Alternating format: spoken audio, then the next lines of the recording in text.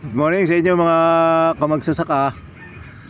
Ito na yung sinasabi ko sa inyong punla ng palay na napakaganda.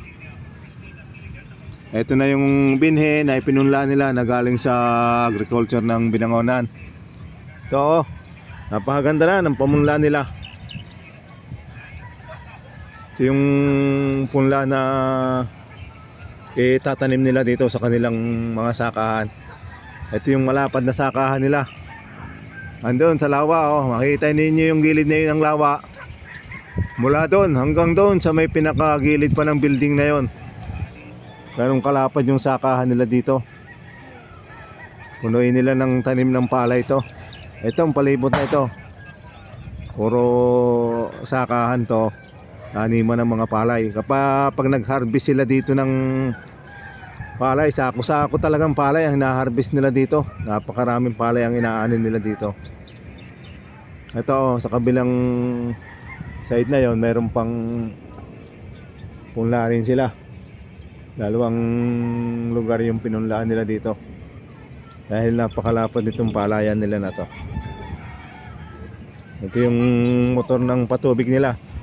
Ang tubig na ito nanggagaling dun sa may lawa. Pare! Mukhang nakaporma na. Hey, good morning. No, yung kumpare ko na isa sa mga magsasaka dito na umaan ng mga sako-sakong palay dito sa may tabing lawa na to. Ito yung pinakakubo nila, pahingahan nila.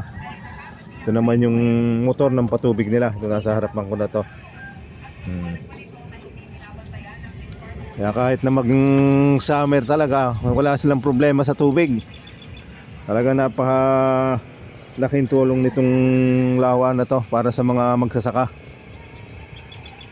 At talaga namang yung inaanin nilang palay dito ay napakaganda. So, pagmasdan ninyo itong punlaan nila na to, oh, talagang green na green. Yung gano'ng kalapad ang matataniman ito.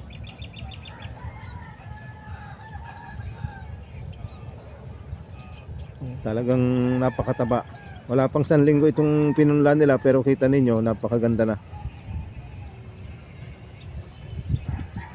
Ayun naman sa bandang bayo na yun, yung lawak ng lawa na kinukunan nila ng tubig.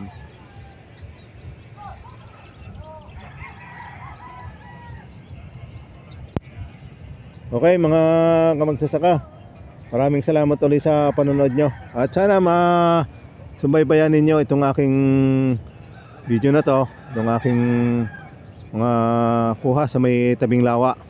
Napakaganda nito.